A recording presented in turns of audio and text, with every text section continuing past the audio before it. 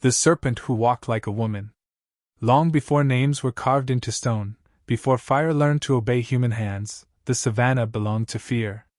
The grasslands breathed heat. Acacia trees stood like watchers with crooked arms, their shadows thin and sharp. Early hominin bands moved through this land cautiously, upright, yes, but not yet masters. They were hunters who still remembered being hunted. And they feared women who walked alone. Among the Firescar clan, stories passed mouth to mouth like wounds. Stories of a woman who left no footprints. Of a shape in the grass that whispered.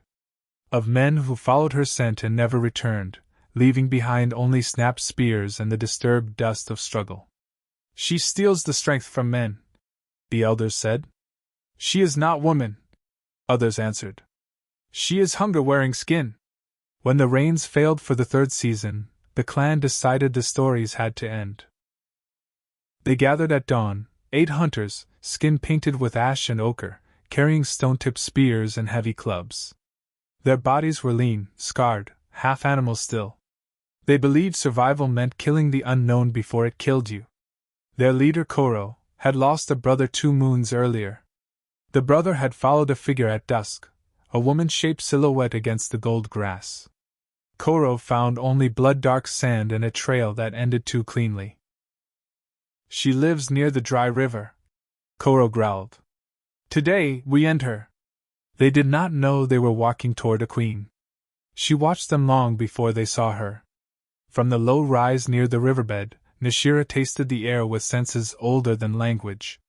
The ground trembled faintly, 8 heartbeats, anxious, angry. The smell of fear rode the wind, sharp and familiar. She had worn many forms over centuries. Sometimes only the serpent. Sometimes only the woman. But today, she chose truth. Her lower body lay coiled beneath the dust, a colossal serpent, scales the color of sun-warmed earth, scarred. Upon her head, the living crown stirred. Cobras lifted and swayed, their hoods flaring not in aggression, but awareness. They were not ornaments. They were daughters. Memory bearers. Witnesses. Nishira did not hate humans. But she had learned this truth early. Those who fear power will try to kill it. The hunters saw her at the riverbed. A woman stood alone in the open, back turned, framed by dry grass and sky. Her posture was relaxed. Too relaxed?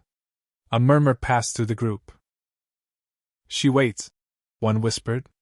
She wants to be caught, said another. Koro lifted his hand. The hunters spread, circling slowly, muscles tight. This was how they killed antelope. This was how they killed rival clans. The woman turned. Her face was not monstrous. That unsettled them more than fangs ever could. Her eyes were dark, steady, ancient. She did not plead. She did not flee. She simply looked at them. Koro raised his spear. You bring death to our people, he said, voice thick with belief. Now death comes to you. For a moment, just one, Nishira felt something old and bitter stir. Once, long ago, she had loved one like him. She stepped forward. The illusion broke. The ground shifted as her massive serpent body uncoiled, scales grinding against stone. Dust exploded outward. The hunters stumbled back, cries tearing from their throats as the truth rose before them. Not a woman. Not a beast. A queen. Her body dwarfed them, coiling protectively even as her upper form remained calm, almost sorrowful. The cobras hissed, not wildly, but in harmony, a sound like wind through 1,000 dead leaves. One hunter screamed and fled. Another hurled his spear in blind terror. Nishira caught it.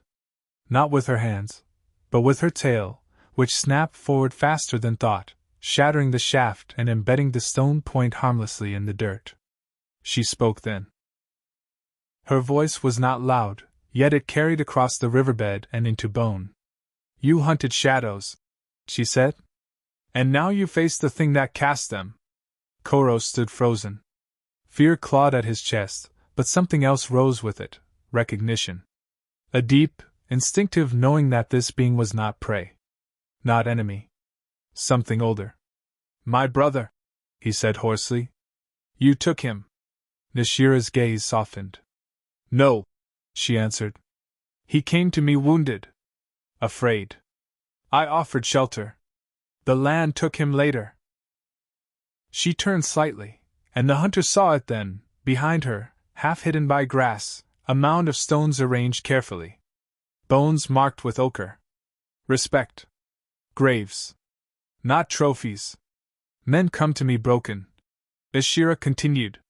The land breaks all things eventually. I do not hasten it. Silence fell. The savanna seemed to lean closer. One hunter dropped to his knees. Then another. Not in worship, but in surrender. Koro lowered his spear. His hands trembled. What are you? He asked. Nishira considered the question. I was here when your kind still slept in trees, she said. I guarded water before you named thirst. I am called monster by those who only know hunger. Her crown of serpents lifted higher, framing her face like living flame. But I am also law.